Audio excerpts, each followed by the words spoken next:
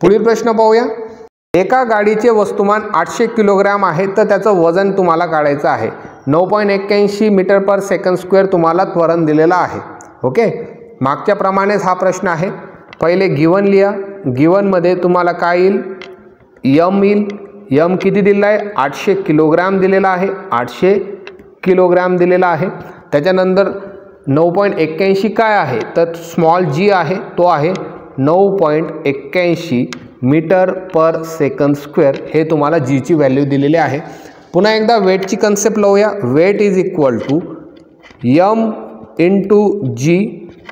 मासची किंमत किती 800, जीची किंमत किती 9.81 आणि याचा जर गुणाकार केला तर तो येईल 7848 आणि युनिट काय असेल ते असेल newton. W is equal to 7848 म्हणजे जी 800 किलोग्रामची जी गाडी होती तिचं वजन तुम्हाला भेटेल 7848। ठीक आहे। सातवा प्रश्न पाहूया। बॅटरी ॲसिडचे विशिष्ट गुरुत्व 1.3 आहे आणि ते एका दंडगोलाकार टाकीत भरले गेलेले आहे तर त्याची घनता तुम्हाला काढायची आहे। आणि अजून काय दिलेलं आहे, इंग्लिश प्रश्नामध्ये तुम्हाला दिसत असेल डेन्सिटी ऑफ वॉटर दिलेली आहे। ठीक आहे, जास्त विचार करू नका। इथं आता विशिष्ट गुरुत्व दिलेलं आहे, एकदम सिंपल, एकदम सोपं। आपण विशिष्ट गुरुत्वाबद्दल सुद्धा शिकलेलो होतो, काहीच करू नका। आधी सर्वात आधी आपली जी पहिली स्टेप असते ती लिहून घ्या, गिवन लिहून घ्या। विशिष्ट गुरुत्व तुम्हाला दिलेलं आहे, विशिष्ट गुरुत्व तुम्हाला दिलेलं आहे ते म्हणजे 1.3 इतकं दिलेलं आहे। ठीक आहे। त्याच्यानंतर तुम्हाला काय दिलेलं आहे, डेन्सिटी ऑफ वॉटर दिलेली आहे जी रो डब्ल्यू ने मी दाखवतो। रो म्हणजे तुमची डेन्सिटी आणि डब्ल्यू म्हणजे तुमचा वॉटर। तर रो डब्ल्यू काय आहे 1000 ग्रॅम पर सेंटीमीटर क्यूब हे तुम्हाला दिलेलं आहे। आणि विचारलेलं काय आहे तर density of find out it's density म्हणजे त्या बॅटरीमधली जी ॲसिड आहे, बॅटरीचा ॲसिड मी रो ए ने दाखवतो, त्याची डेन्सिटी तुम्हाला शोधायला लावलेली आहे। पुन्हा एकदा विशिष्ट गुरुत्व याच्याबद्दल आपण जेव्हा शिकलो, विशिष्ट गुरुत्व त्याच्याबद्दल जेव्हा आपण शिकलो तेव्हा त्याचा फॉर्म्युला काय होता तर त्याचा फॉर्म्युला होता density upon density of water. म्हणजे जो पदार्थ तुम्ही घेतायत त्याची डेन्सिटी, इथं आपण कोणता पदार्थ घेतलेला आहे तर त्या ॲसिडचा आपण हा पदार्थ घेतलेला आहे, ॲसिड हा घेतलेला आहे आणि डेन्सिटी ऑफ वॉटर आपण खाली घेत होतो। हे विशिष्ट गुरुत्वाचं तुम्हाला सूत्र तुम्हाला पाहायला भेटलेलं होतं। मग तुम्हाला याची घनता काढायची आहे, कशाची, ॲसिडची, जी रो ए ने दाखवलेली आहे त्याची घनता तुम्हाला काढायची आहे।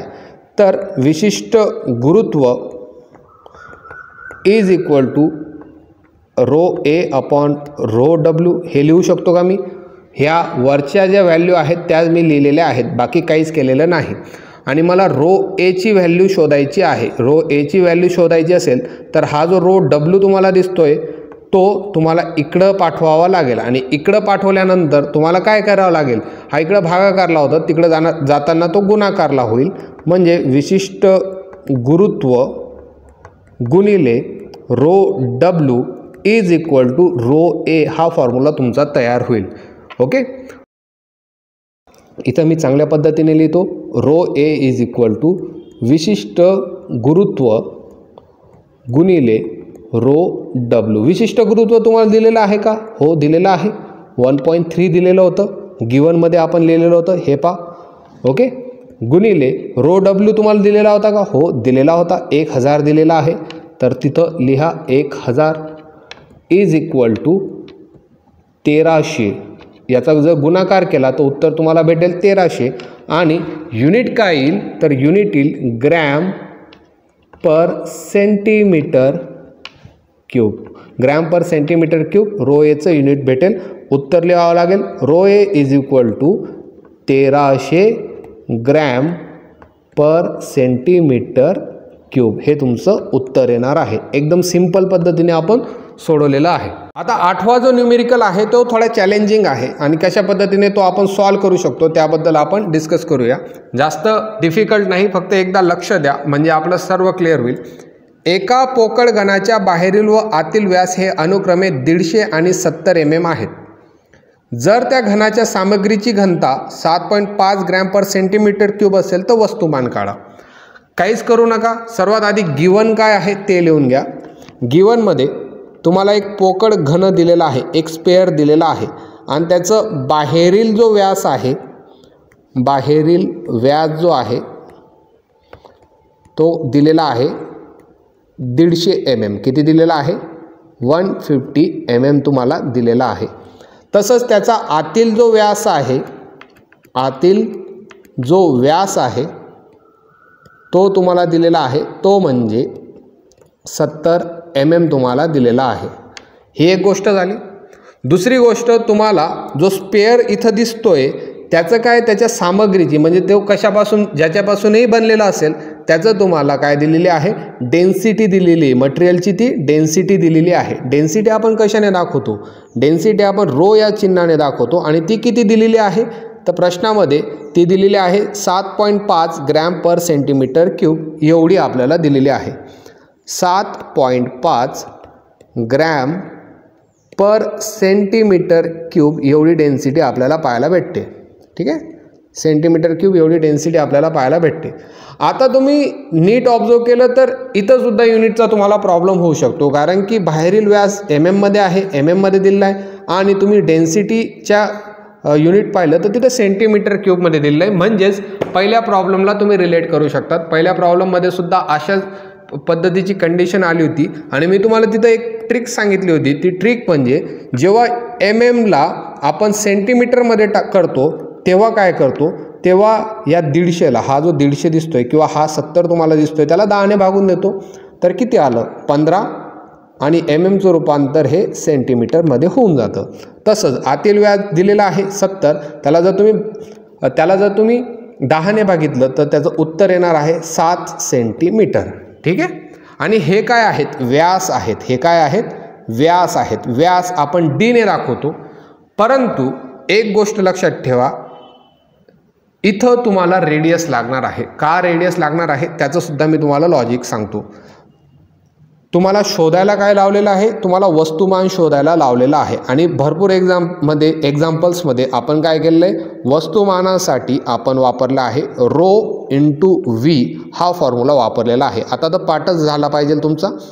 ओके, मग मास काढण्यासाठी एक तर तुम्हाला रो लागणार आणि एक तर तुम्हाला व्हॉल्यूम लागणार. ठीक आहे, रो वरती दिलेला आहे 7.5 ग्रॅम पर सेंटीमीटर क्यूब, म्हणून याचंही तुम्हाला काही अडचण येणार नाही. 7.5 तुम्हाला दिलेला आहे. परंतु व्हॉल्यूम कसं कॅल्क्युलेट करणार? व्हॉल्यूम कसं कॅल्क्युलेट करणार तर आपण वर्कशॉप कॅल्क्युलेशनमध्ये जो मॅथमॅटिकल पार्ट होता त्याच्यात आपण स्पेअर जो आहे, स्पेअर त्याचं घनपडचं सूत्र पाहिलेलं होतं. घनाचे घनपड असं सूत्र आपण पाहिलेलं होतं. घनाचे घनफळ. तर घनाचे घनपड काढताना आपल्याकडे एक फॉर्म्युला होता 4/3 गुणिले पाय गुणिले r³ हा फॉर्म्युला आपण पाहिलेला होता. ठीक आहे, परंतु हा घन रेग्युलर घन आहे का तर नाही. हा जो घन आहे तो पोकळ घन आहे. तो काय आहे? पोकळ घन आहे. मग पोकळ घनाचे जेव्हा तुम्ही घनफळ काढतात, पोकळ घनाचे जेव्हा तुम्ही घनफळ काढतात तेव्हा हाच फॉर्म्युला तुम्ही घेतात, फक्त याच्यात थोडासा चेंजेस करतात. कशा पद्धतीने चेंजेस करतात? 4/3 जसा तसा घेतो, नंतर जो तुमचा पाय आहे तो जसा तसा घेतो, गुणिले फक्त हा जो r³ आहे त्याच्या जागेवर मी लिहितो r³ मायनस r³. ठीक आहे, ही गोष्ट मी त्याच्यामध्ये पोकळ घनाच्या घनफळामध्ये ही गोष्ट फक्त ॲड करतो. ओके, आता हा जो R आहे, जो कॅपिटल R तुम्हाला दिसतोय इथं मी लिहितो, कॅपिटल R जो आहे तो बाहेरील त्रिज्या असणार आहे. ती काय असणार आहे? बाहेरील त्रिज्या असणार आहे. आणि जो छोटा r आहे तो असणार आहे आतील त्रिज्या. काय असणार आहे? आतील त्रिज्या. ओके, मग तुम्हाला फॉर्म्युला माहिती आहे की तुम्हाला हा फॉर्म्युला अप्लाय करायचा आहे. याला आपण हायलाईट करून घेऊया.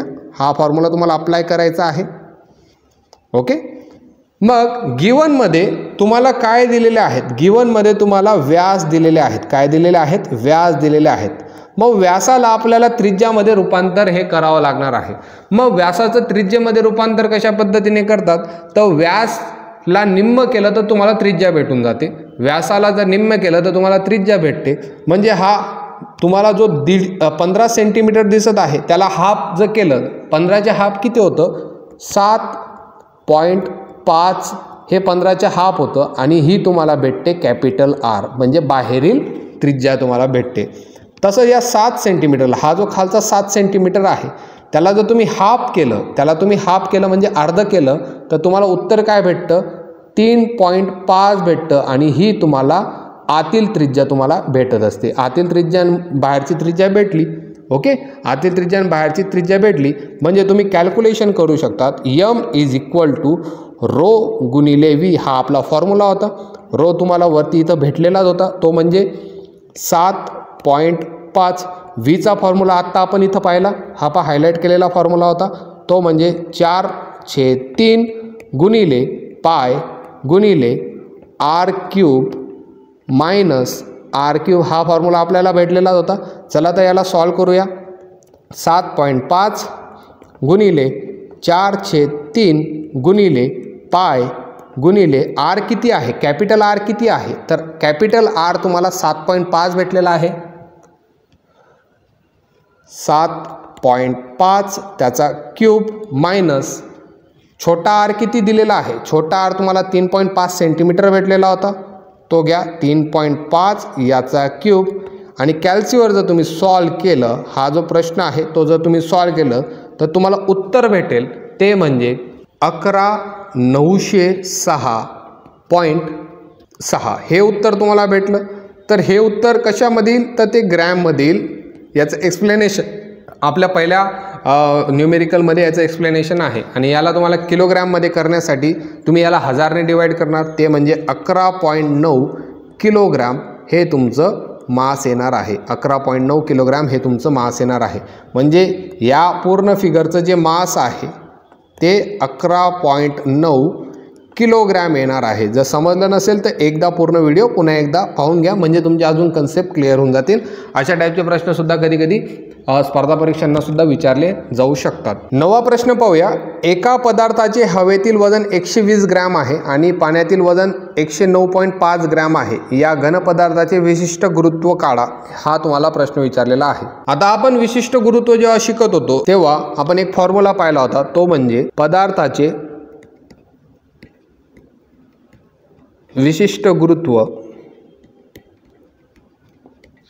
= हवेतील वजन अपॉन पाण्यात कमी झालेले वजन. हा आपण फॉर्म्युला आर्किमिडीजमध्ये सुद्धा आपण हा पाहिलेला होता, पाण्यात कमी झालेले वजन.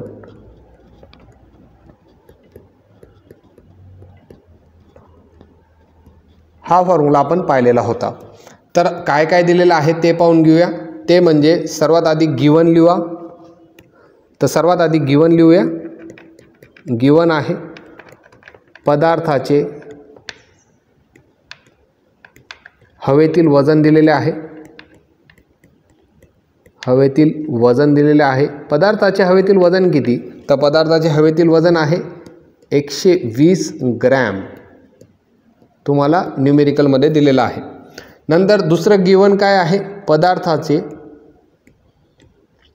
पदार्थाचे पाण्यातील वजन तुम्हाला दिलेलं आहे. पाण्यातील वजन ते किती दिलेले, तर ते दिलेलं आहे 109.5 ग्रॅम तुम्हाला दिलेलं आहे. ओके, 109.5 ग्रॅम तुम्हाला दिलेलं आहे. मग काय काढायचं आहे, एक अजून गोष्ट याच्यामध्ये इन्क्लूड करा. पाण्यामध्ये जेव्हा तो पदार्थ पडला तेव्हा पाण्यामध्ये वजन किती कमी झालं, तर पाण्यात कमी झालेले वजन तुम्हाला काढावं लागेल. पाण्यात कमी झालेले वजन तुम्हाला काढावं लागेल. पाण्यात कमी झालेले वजन किती कमी झालं, हवेमध्ये तो 120 ग्रॅम होता, पाण्यात तुम्हाला 109.5 ग्रॅम झाला. तर 120 वजा 109.5 हे मायनस केल्यानंतर वजन जे कमी झालेलं आहे ते तुम्हाला भेटतं 10.5 ग्रॅम. ओके, 10.5 ग्रॅम तुम्हाला वजन भेटतं. मग हे सर्व तुम्हाला या सूत्रामध्ये टाकायचं आहे. हे जे सूत्र दिसते याला मी पुन्हा एकदा हायलाईट करतो, हे सूत्र तुम्हाला दिसतंय, या सूत्रामध्ये तुम्हाला ते वजन टाकायचे आहे. हवेतील वजन किती? हवेतील वजन तुम्ही 120 ग्रॅम भेटलं होतं, 120 ग्रॅम. आणि पाण्यात कमी झालेलं वजन किती आलं तुमचं? पाण्यात कमी झालेलं वजन आलं 10.5. तुम्ही याचा जर भागाकार केला तर 11.42 त्या पदार्थाचं काय भेटणार आहे? विशिष्ट गुरुत्व तुम्हाला भेटणार आहे. 11.42 हे तुमचं उत्तर येणार आहे.